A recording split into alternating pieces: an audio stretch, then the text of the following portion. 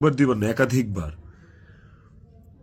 তিথির বিষয়টা নিয়ে যদি বলি, দীর্ঘদিন একসাথে কাজ করার কারণে, একসাথে স্ক্রিন শেয়ার করার কারণে আমাদের ইন্ডাস্ট্রিতে একটা আর্টিস্টের সাথে একটা আর্টিস্টের ভালো বন্ধুত্ব, ভালো বন্ডিং হইতেই পারে। তিথির সাথেও আমার খুবই ভালো একটা বন্ডিং ক্রিয়েট হয়েছিল এবং একটা নির্ভরশীলতার জায়গা আমাদের মধ্যে ছিল। তার মানে এই না যে আমি ইকরাকে ডিভোর্স দিয়ে তিথিকে বিয়ে করব। এই কথা না আমি কোনোদিন ইকরাকে বলছি, না তিথি কোনোদিন আমাকে এই কথা বলছে। সো এইটাকে এত জাস্টিফাই আপনারা করতে পারেন না। I have prove. আমি আমি আমি কয়েক জায়গায় লিখছি যে তুমি আমার ওয়াইফ, ইকরাকে, যে তুমি আমার ওয়াইফ। তো আমার লাইফে ওয়াইফ একটাই, and it is you, and আমি তোমাকে ডিভোর্স দিব না, আমি তোমার সাথে সংসার করতে চাই। কয়েকবার এই কথা আমার কনভারসেশনে লেখা আছে, আপনারা দেখবেন। তিথির প্রতি এই সুন্দর একটা নির্ভরযোগ্যতার জায়গা তৈরি হওয়ার পেছনে যে কারণটা, সেটা হচ্ছে যে চারপাশে এত এত ভুল মানুষ দেখছি, চারপাশে এত এত কি বলে এটাকে, দুধের মাছি আমি পাইছি এই বিগত বছরগুলোতে।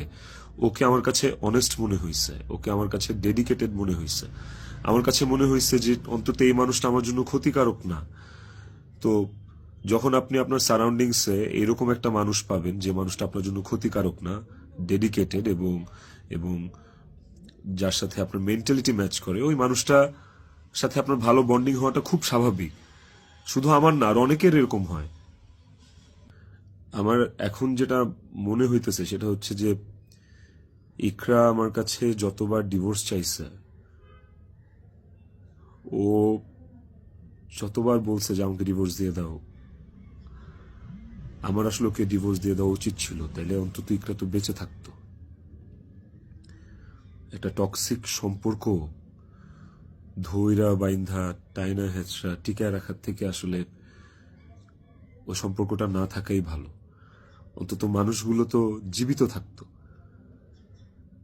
দেখেন, ইকরা মারা গেছে, ইকরা একা মারা যায়নি, ইকরার সাথে আমাকেও নিয়ে গেছে। আমি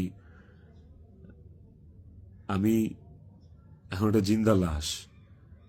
পৃথিবীতে পৃথিবীতে সবচেয়ে বড় শাস্তি কি হইতে পারে? আমি যদি ফাঁসিতেও ঝুলি, ওটা আমার কাছে কোনো পানিশমেন্ট না, শাস্তি না। আমাকে যদি আপনারা মব করে মাইরাও ফেলেন, সেটাও আমার জন্য শাস্তি না। আমি আমার শাস্তি পায়া গেছি। এবং এই যে জিন্দা লাশ হয়ে বেঁচে থাকাটা, এটা আমাকে সারা জীবন বয়ে বেড়াইতে হবে। ওর অভাব আমার সারা জীবন ফিল করতে হবে। আমার নিজের জন্য বাঁচার আসলে আর কিছু নাই। আমি আমার শাস্তি পায়া গেছি। আমি আমি এর চেয়ে বড় কোনো শাস্তি হইতে পারে না যে আমি একটা জীবিত লাশ হয়ে সারাটা জীবন পার করব। বিশ্বাস করেন, আমার দম বন্ধ হয়ে আসে, আমার নিঃশ্বাস বন্ধ হয়ে আসে। আমি আমি আমি 5 মিনিট পর পর আমি উন্মাদ হয়ে যেতেছি। বাট ইভেন আমি আমি সুইসাইড করার অনেক চিন্তা ভাবনা করতেছিলাম। বারবার মনে হচ্ছিল যে আমি ইকরার কাছে চলে যাই, ইকরা আমাকে ডাকতেছে। কিন্তু যখনই রিজিকের চেহারাটা চোখের সামনে ভাইসা ওঠে না, ওই মুহূর্তে আসলে আর আর কিছু মাথায় কাজ করে না। মনে হয় যে না না না না, আমি করতে পারবো না, রিজিকের জন্য আমার বাঁচতে হবে। আপনারা প্লিজ প্লিজ রিজিকের জন্য হইলেও আমারে বাঁচতে দেন, আমারে দেশে আসতে দেন। প্লিজ, আপনারা যদি রিজিককে ভালোবাসেন, আমাকে একটা সুযোগ দেন রিজিকের যোগ্য পিতা হয়ে দেখানোর। আমি ওকে একটা সুন্দর জীবন দিতে চাই।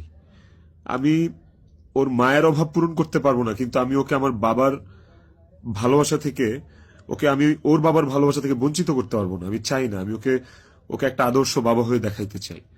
আমার সন্তানটা আমার সাথে খুব কানেক্টেড। যারা আমার কলিগ, তারা দেখছে, তারা জানে যে আমার ছেলেটা আমার জন্য কি পরিমাণ ক্রেজি, পাগল। আমাকে আমার ছেলের কাছে যাইতে দেন আপনারা প্লিজ। ও আমার জন্য অপেক্ষা করতেছে। ওকে ওকে আমি মানুষের মতো মানুষ করতে চাই। ওকে আমি পৃথিবীতে সুখের একটা জীবন দিতে চাই। প্লিজ। আইনের প্রতি আমার শ্রদ্ধা আছে। আমি দেশে আসলে আইন আমাকে যে শাস্তি দিবে, আইন যে সিদ্ধান্ত নিবে, আমি সেই সিদ্ধান্তের সাথে একমত।